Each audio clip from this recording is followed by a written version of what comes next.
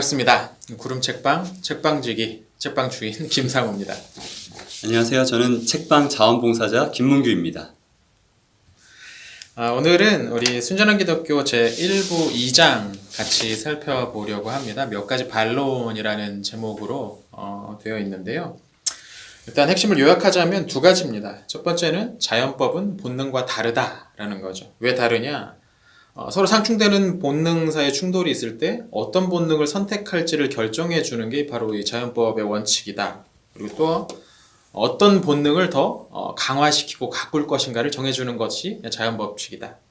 또 본능은 그 자체로 옳거나 그러거나 한 것이 아니다. 그것을 옳거나 그러거나 판결하는 것은 자연법에 따라서 이루어지는 것이다. 그러니까 자연법과 본능이 다르다는 거죠. 또 하나 두 번째는 자연법은 사회적 관습과 또 다르다라는 겁니다. 그러면 대다수의 서로 고립되어 있는, 서로 분리되어 있는 지역 문화들에서도 비슷한 종류의 원칙을 가진 관습들이 만들어지는 거 보면 이게 뭐 수천적으로 구성된 게 아니라는 거죠. 또 서로 다른 그 관습들이 있을 때 이건 이거보다 더 낫고 이건 이거보다 못한 거 아니냐라고 판가름하는데 그때도 역시 이 자연법이 중요한 기능을 담당한다는 거죠. 그러니까 서로 다르다. 도덕법은 본능도 관습도 아니다라는 내용이 담겨 있습니다. 지난 장에 우리가 자연법은 존재한다는 사실을 여러 가지 예들을 통해서 반복해서 얘기했는데, 이렇게 자연법이 존재한다는 사실이 중요한 건가? 왜 그렇게 자연법에다가 공을 들여서 C.S. 루이스가 많은 분량을 할애하고 있는가 생각해보면, 사실은 이 자연법이라는 것이 이 우주의 신비를 푸는 실마리라고 C.S. 루이스가 먼저 이야기했기 때문이에요. 일정 제목이 그렇죠. 이 자연법이 존재한다는 것, 자연법이 어떤 것인지에 대해서 동의하고 나면 C.S. 루이스가 앞으로 이제 펼쳐나갈 그 어마어마한 사실 뒤에 이제 따라오는 어떤 선택들을 할 수밖에 없게 되는 거죠. 제가 좋아하는 역대급 명작 배트맨 다크나이트라는 영화에서 보면 이 인간 본성의 법칙의 존재를 명확하게 보여줍니다. 영화 말미에 조커라는 악당이 사람들이 가득 찬 그 두 배에 각각 폭탄을 설치하고 이 폭탄을 터트릴 수 있는 리모컨을 상대편 배에 줍니다. 그리고 이 리모컨을 눌러서 상대편 배를 터트리면 너희는 살려주겠다. 물론 도망갈 수 있는 다른 길은 전혀 없습니다. 상대편 배를 터트리고 내가 살아남느냐, 아니면 상대방이 누를 때까지 기다려서 내가 죽느냐. 둘 중에 하나만 남아있는 상황이죠. 그리고 이 영화에선 아무도 그 버튼을 누르지 않습니다. 만약에 이 양심법이라는 것이, 자연법이라는 것이 집단이든 개인이든 살아남고자 하는 그 욕망에 불과한 것이라면 이런 상황들이 펼쳐지기가 쉽지 않겠죠. 근데 이런 상황이 펼쳐진 것뿐만 아니라 이 스토리를 영화화해서 또 사람들에게 보여주고 싶은 마음, 그리고 또 이 영화를 보면서 감동받는 마음, 이런 것들은 설명될 수가 없는 겁니다. 이 영화에서 보여주는 자연법의 존재는 이 배의 사람들이나 아니면 이 영화를 보고 있는 사람들 모두가 내가 살아남는 것, 혹은 우리가 살아남는 것, 그 이상의 더 중요한 가치가 있다. 우리의 마음으로 움직이는 더 고차원의 가치가 있다라는 것을 동의하고 있는 셈이죠. 그렇죠. 이제 자연법이 본능을 능가하는 어떤 더 큰 원칙이 되어서 그런 결정을 하고.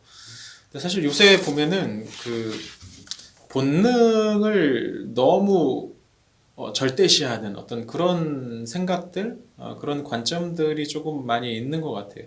그러니까 예컨대 어떤 일이 본능에 의거해서 저질러진 일이다 그러면 그럴 수도 있지라는 식으로 뭐 당연하지, 그렇 괜찮아라는 식으로 이제 넘어가는 거지. 좀 극단적인 예가 될 수 있겠지만 성범죄 같은 경우 어떤 사람이 어떤 다른 사람의 동의나 뭐 허락과 상관없이 자기의 어떤 성적인 욕구를 충족시키기 위해 뭔가 행위를 강제로 했어요.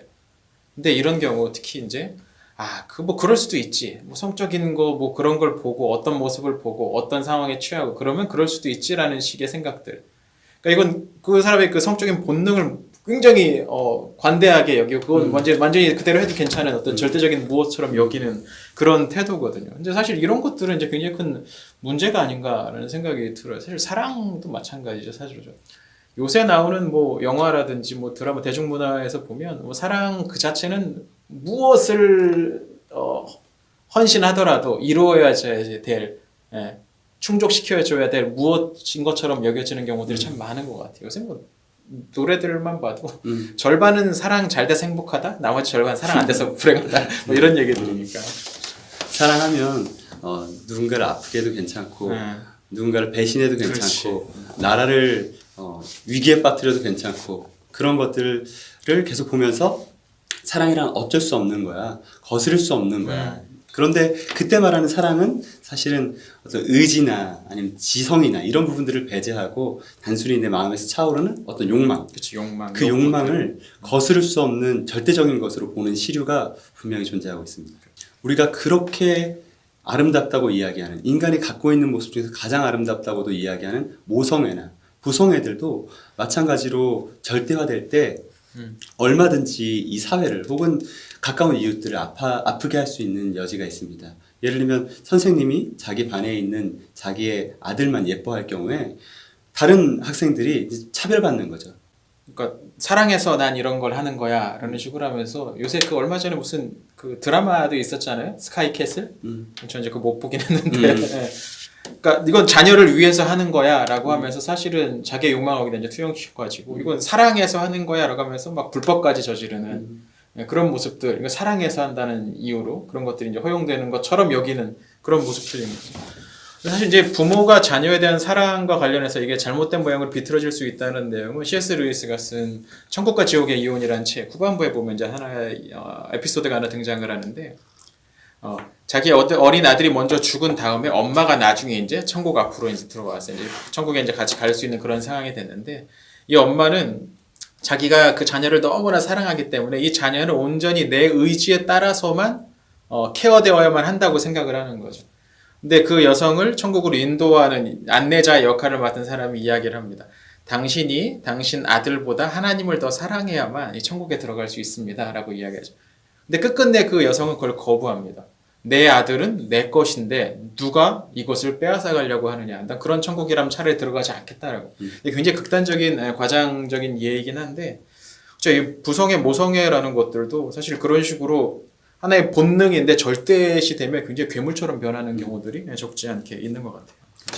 부성애, 모성애 혹은 이성에 대한 사랑 혹은 성적인 충동마저도 그 상위에 있는 어떤 옳고 그름에 대한 바른 기준이 그렇죠. 함께 할 때에만 아름답게 지속될 수 있는 것 본능 같습니다. 그 자체는 좋거나 나쁘거나 하지 않는데 어떤 본능은 무조건 따라야 된다라는 식으로 가면 안 된다는 그렇죠. 거죠. 그 본능 자체를 더 아름답게 가꿀 수 있는 도덕적인 방법이 분명히 존재한다고 볼 수 있을 것 같습니다.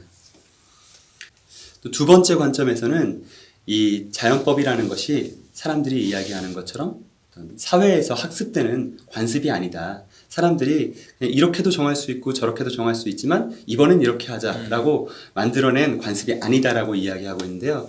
이 개념을 이해하기 위해서는 또 제가 좋아하는 영화 창끝이란 영화의 예를 살펴보면 좋을 것 같습니다. 이 창끝이란 영화는 선교사 짐 엘리엇이 1950년대에 했던 선교 활동을 바탕으로 만들어진 영화인데요. 이 원주민 부족에서 리더 역할을 맡은 한 청년이 태어났을 때부터 끊임없이 반복해서 학습해온 관습에 의하면 어떤 무고한 임산부나 혹은 살아있는 아이를 죽여야만 하는 그런 상황들에 처하게 됩니다. 그랬을 때 이 청년이 끊임없이 그것이 옳다라고 배워왔음에도 불구하고 그 선택을 내려야 할 때는 계속 주저하게 돼요. 관습에 저항해서. 그렇죠. 그 주저하게 되는 상황은 이 청년이 아무리 오랫동안 그 관습을 반복적으로 배웠다고 하더라도 그것을 끊임없이 거스르는 마음속에 어떤 목소리가 있는 것이 아닌지 보여주는 것 같습니다. 일종의 자연법에 관한 이야기입니다. 그렇죠. 그렇죠. 사실 관습이라는 건 시간이 지나면 얼마든지 바뀔 수도 있는 거거든요. 예를 들어 그러니까 본 부인 이외에 다른 여성들 이제 첩으로 이렇게 데리고 같이 사는 축첩제도라든지 아니면 방금 영화에서도 살짝 나왔지만 이제 그 순장제도, 그러니까 어떤 사람이 죽으면 가족이라든지 종이라든지 아끼는 어떤 사람들 함께 묻어서 죽이는 어떤 그런 제도들. 예전에는 그게 그렇게 하는 게 좋은 거라고 생각을 했고 옳다고 생각했는데 지금은 이제 그렇게 생각하지 않고 있는 거예요. 루이스는 책 말미에서 마녀 사냥 이야기를 해요. 어떤 사람이 그렇게 얘기를 한 거죠. 자연법은 안 변한다면서 마녀 사냥은 예전에 하다가 지금은 안 하는 게 자연법이 변한 거 아니냐라는 식의 이제 반론을 제시했을 때 루이스가 그렇게 얘기합니다. 만약에 오늘날에도 정말로 마녀와 같은 존재가 있다면 우리는 그 사람을 처벌해야만 할 거라고. 처벌하는 걸 옳다고 여길 거라고. 지금 마녀 사냥이 일어나지 않는 이유는 그런 행위가 지금은 불가능하다는 사실을 알게 되었기 때문에 더 이상 하지 않는 거라고. 그러니까 남을 해코지하기 위해서 은밀하게 어떤 일을 꾸미고 실제로 그런 일을 하는 사람들이 있다면 그걸 처벌해야 된다는, 그건 악한 일이라는 자연법은 변하지 않았는데 그것을 보는 그 사실에 대한 인식, 관념이 이제 변했기 때문에 더 이상 하지 않는 거라는 식의 이야기도 하고 있죠. 루이스의 논증들을 가만히 읽어보면 특징적인 게 있는데 뭐냐면, 이게 제가 어렸을 때 읽었을 때는 이게 루이스 정말로 논리적이다, 완벽하게 합리적이다, 이거 누가 깨겠어, 막 그런 식으로 생각을 좀 했었는데 어느 순간 이제 생각을 하기에 루이스는 그런 논증을 하려고, 그런 이야기를 하려고 한 건 아닌 것 같다는 생각이 들어요. 루이스 논증의 특징 가운데는 많은 학자들이 지적하는 면도 있는데, 우리가 익숙히 경험하는 것들을 가장 합리적으로 설명하는, 그런 논증이라는 거예요. 경험에 입각한 논증이라는 거죠. 그러니까 상대방 말을 아예 못하도록 만드는 어떤 절대적인 완벽한 논리를 제시해서 입을 막아버리는 게 아니고, 당신도 이런 경험 하잖아요. 우리 이런 경험했고, 우리 인류가 이런 경험을 쭉 해왔잖아요. 근데 그건 사실은 이런 거예요. 이게 근데 너무나 잘 맞아떨어지는 거죠. 이게 어떻게 보면 루이스 책을 읽는 맛이 거기에 있는 것 같아요. 아, 그렇지 하면서 이제 읽게 된다는 거죠. 그런 경험들을 짚어줄 때, 아, 맞아, 나도 그랬었지 라고 그렇죠. 정직하게 내 안을 들여다보면 수긍할 수밖에 없게 되는 상황이 발생하는 것 같습니다. 1부 2장에서 제가 뽑은 2주의 한 문장은 바로 이 문장입니다. 우리가 저지를 수 있는 가장 위험한 짓은 자신의 본성에 있는 본능 중 하나를 골라 무슨 대가를 치르더라도 꼭 따라야 할 사항으로 절대시하는 것입니다. 절대적 지침이 된 후에도 우리를 마귀로 만들지 않을 본능은 없습니다. 본능이나 관습이 절대시 될 수 없는 이유는 그것보다 더 상위에 진짜 절대적인 옳고 그름의 기준을 우리 모두가 갖고 있기 때문이라고 생각합니다. 우리가 이 사실을 책 밖에 어떤 자신의 경험들, 일상적인 경험들을 통해서 받아들일지 말지 한번 고민해보면 좋은 시간이 될 것 같습니다. 자, 그러면 오늘은 우리 순전한 기독교 1부 2장 같이 살펴보았습니다. 오늘은 여기까지 하겠습니다.